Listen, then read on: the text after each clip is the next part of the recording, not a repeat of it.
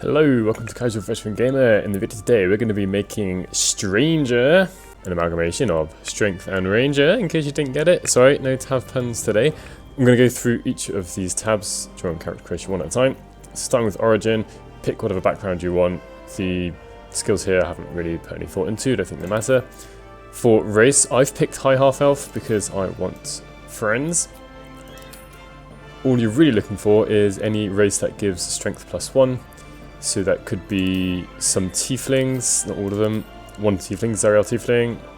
Could pick human, could pick Githyanki, could pick shield dwarf. Could pick half elf, which is what I'm going for. So you want +1 in strength and probably +1 in constitution. A wood half elf would work perfectly fine, perhaps arguably better in combat as well because of the extra movement speed. Appearance, whatever. Class, I'm going to pick ranger, because it works quite well with strength and stranger, but this build will work with a fighter as well. It doesn't have to be a ranger. For favoured enemy, I went for Keeper of the Veil because I want proficiency in Arcana, and out of protection from evil and good and True Strike, I'd rather have protection from evil and good because I'm never going to cast True Strike. For Natural Explorer, I prefer Beast Tamer because I just love having an extra companion, someone else in the party, even if it's just a raven, who goes around blinding people amazingly. But I could see why some of you would want to pick these other options in Natural Explorer, kind of down to preference.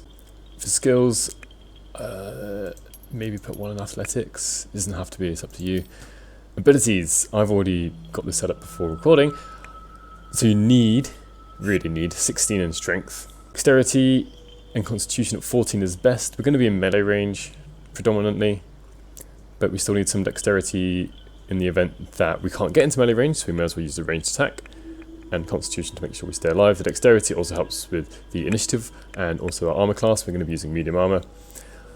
I put 12 into Charisma, but you could easily put it into any of these three that you prefer. Common Wisdom, I might say that we should put these points into Wisdom because we're a ranger, but the spells we're going to use aren't going to be using Wisdom, so it's not really as important as it might seem. Alright, and then I'm going to show you the level up screens for 2, 3 and 4 because one of the, downsides of this build is it doesn't come online until level 4. Here's Stranger at level 2. We get to pick a fighting style. I'm going to pick 2-weapon fighting style to get some extra damage in the offhand attack. I do think a better all-round choice might have been defense, but I'm going for maximum damage. Spells, going to take Hunter's Mark, and we're going to be friends with animals, so I'm going to take Speak with Animals. So at level 3, I would advise, since we've already got the Find Familiar spell, no point taking Beastmaster, plus we're going to be in melee, we want bonus to our damage. Take Colossus Slayer. In case you're wondering between Colossus Slayer or Horde Breaker, I did a stream with this build but using Horde Breaker, and in just under 4 hours of gameplay, I used Horde Breaker all of about 2 or 3 times, whereas Colossus Slayer would have come in way more useful. So pick Colossus Slayer. For your spells, whatever you want. With this build, we don't use spells all that often. I took Goodberry. Now the whole point of this build is to be a dual-wielding, Morningstar-toting Whirlwind of Destruction. And as a consequence of that, we have to go and pick up some Morningstars. We'll also need a Battle Master with Disarming Attack. Here we are, trying to collect our first weapon for Stranger. There it is. We're trying to get Morningstar number 2. There it is. And this is where Stranger really comes online, because we're going to take the dual wielder feat. And we're doing this so we can use 2-weapon fighting even if your weapons aren't light. So before I even look at leveling up anyone else, we get to add 1 Morningstar here. And 1 Morningstar here. Look at this beast. Dual wielding Morningstars, which do 2d8 plus 3 damage each. Is it overpowered? Yes. Will it probably be here after patch 5 or 6 or 7 or however many patches? Probably not. Alright, we've gone through how to set up the character, but let's see how it plays out. So I'm just going to have a few fights, show you how it works, how he works, and my thoughts on it as we go along. So I'm just going to start off here. So one of the downsides, I think, there's one major downside I think, apart from the fact it comes in at level 4, is the attacking stat is just +3 at 16 currently. So sometimes our chances to hit are a little bit lower than what they could be. Also, one thing to note is the toggling between one-handed and dual wield is really important, because there'll definitely be times later where I only want to do one attack, and if you switch to one-handed, I'll do it now just for the sake of it, only hits with one of them. It does mean I have to select the offhand attack. The other major downside to this build now, currently, and I'm hoping this changes in the future, is that the offhand attack doesn't take the strength, the ability modifier, into the attack roll, which means we only get our d20 plus proficiency. And that's not just for the ranger or fighters or anything, that's just all round. It's a current kind of, I'd call it a bug in the game. So something that's fairly important for this build, I mean, I guess it could be important for any melee build, but is either increasing your chances to hit with something like Bless, or getting advantage. Now, one of the more common ways of getting advantage is to hide behind someone. Okay, there's an opportunity here right now, but doing so requires the bonus action. With this build, there are several things competing for your bonus action, because maybe you want to dip your weapon because you could actually get both of them on fire, and you also maybe want to apply poison to your weapons, which adds poison to both weapons. So now I've got an 80% chance to hit. Whack. That's what we're talking about. 22 damage, which has nearly killed him in one go. Alright, another opportunity for a fight. Let's see how we can do here. So something I want to try and show is with the dual wielding option, there is I guess it's a bit of a bug with Colossus Slayer. If we use the dual wielding option, the second attack should really do an extra 1d8 damage, because the target is hurt by the first attack, but we don't get it. I'm going to repeat the same attack, but this time doing it one-handed and then bonus attack. So we're going to try this again by doing a one-handed attack. And we get the expected damage of 2d8 plus 3, and then a separate offhand attack. And we still don't get Colossus Slayer. So it seems Colossus Slayer is a bit bugged, and it doesn't matter whether you use one-handed or two-handed, you're not going to get it unless the enemy is already hurt before your ranger starts its turn. So taking into account the fact that Colossus Slayer doesn't work on the first hit,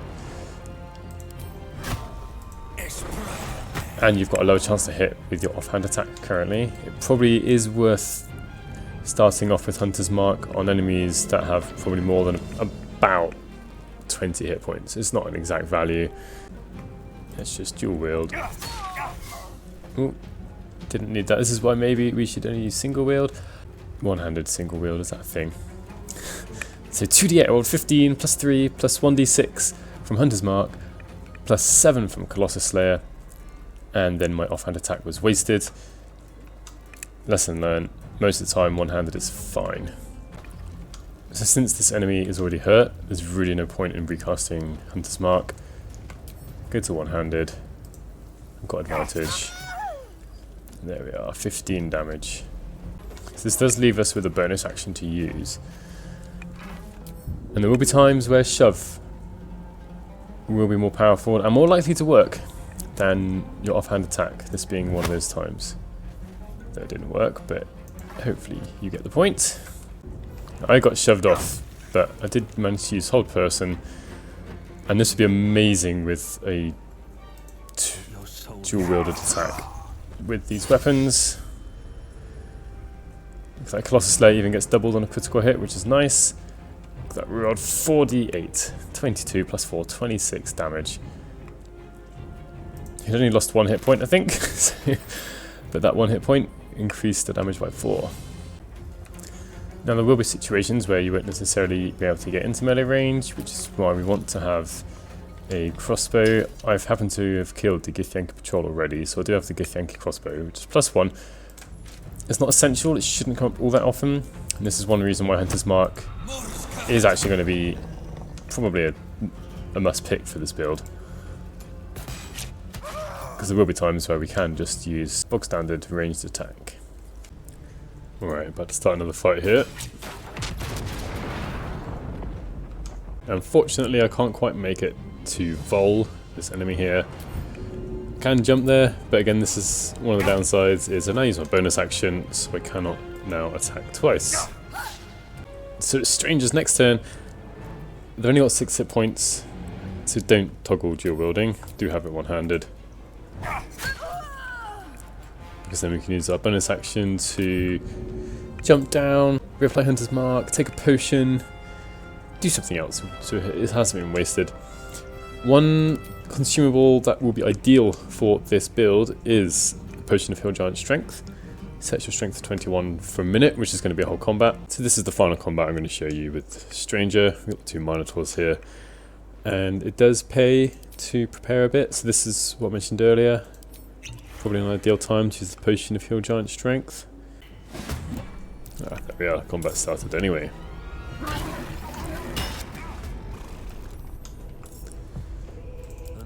So I'm going to leave the others out of combat just for this first round maybe.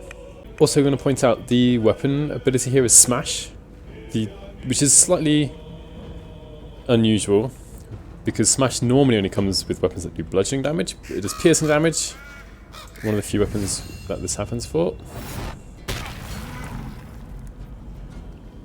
So it's 25 damage. Alright, 91% chance. Just dual wield for the sake of it, because I don't think... There we are, look at that. Almost killed the Minotaur now. I just want to point out Colossus Slayer is just once a turn. It isn't with every attack, it's not like Hex or Hunter's Mark. This is helped with the Potion of Giant Strength. I'm getting +5 to the Strength modifier instead of the normal +3. So with just a little bit of preparation, this Minotaur fight is not that difficult, and the next Minotaur will go down just as quickly. I've already gone and blinded it, so I'm going to try and hit this other Minotaur. It is frightened. I would say, in case you do get an opportunity attack, do make sure you're dual wielding, because otherwise you might only get 1 attack. With dual wielding you get 2. Not really how it's supposed to work. Just like that, I got 2 hits in. Missed with one of them, but it's fine. And this is why the frightened condition is a bit kind of overpowered and easily one of the best conditions to inflict on someone.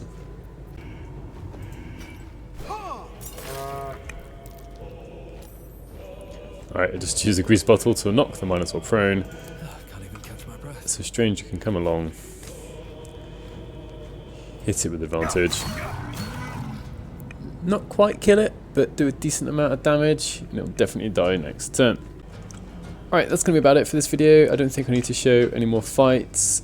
Almost certainly, as mentioned before, taken out of the game at some point. I'm really not really supposed to be wearing these Morning Stars. Considering that this weapon the Minotaur is carrying, if you disarm it, we can't equip it anymore. We used to be able to, but it now has a condition that humanoids cannot wield it. Some of the ogres also have kind of great clubs which have the similar property.